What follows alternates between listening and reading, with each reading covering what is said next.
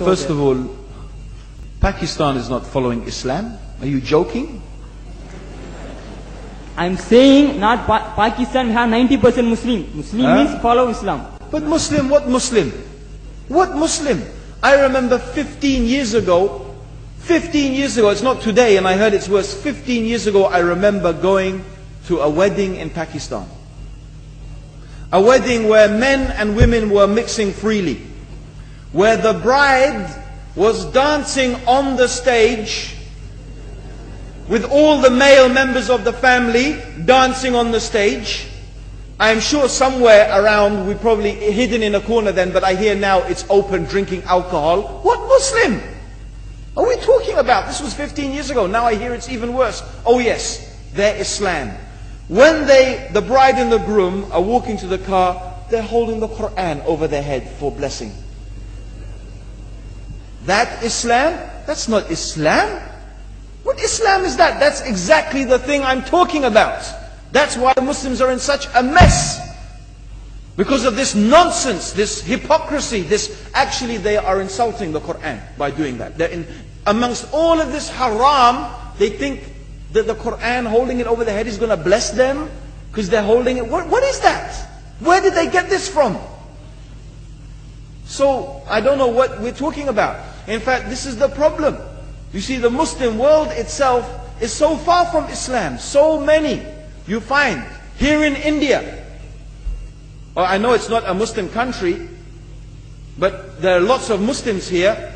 But I don't know what sort of Muslim. Most of them go to the dargah and they call upon some dead person in the grave, and they think that by talking to a dead person they're going to have their needs fulfilled. What's the difference between that and worshipping an idol? There's no difference, believe me. It's shirk. I've seen it myself with my own eyes. I'm praying in the masjid. The adhan goes. The people are praying in the masjid. And the people in the dargah are not coming to the mosque to pray. They're still going around the dargah and making all their whatever the things they do. What's that?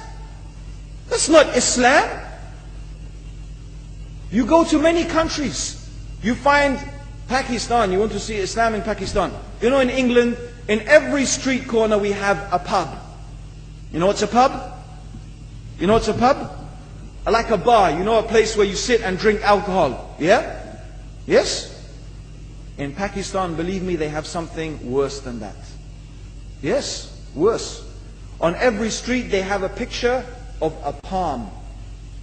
Everywhere you see it. Hanging from the windows. They have the picture of a palm. What's that advertising? Something worse than drinking alcohol. An invitation to disbelieve in Allah. That they're going to read your hand and tell your fortune. Shirk. It's shirk. Whoever believes, the Prophet said, sallallahu alaihi wasallam, whoever visits a fortune teller out of curiosity, Allah will not accept their prayers for 40 days. Whoever believes in the fortune teller has disbelieved in Allah and His Messenger. That includes, by the way, horoscopes. Yet you see in Pakistan, a picture everywhere of a hand. Worse than a pub. Worse than a pub. It is better to drink alcohol than make shirk with Allah. Yes. So this is the Muslim countries. You will not find one except they are not doing magic and shirk and kufr. Or except maybe one or two you will find.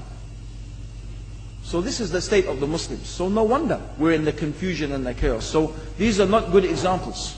And this is really, in fact, the very reason that I'm saying why we are in such a big mess.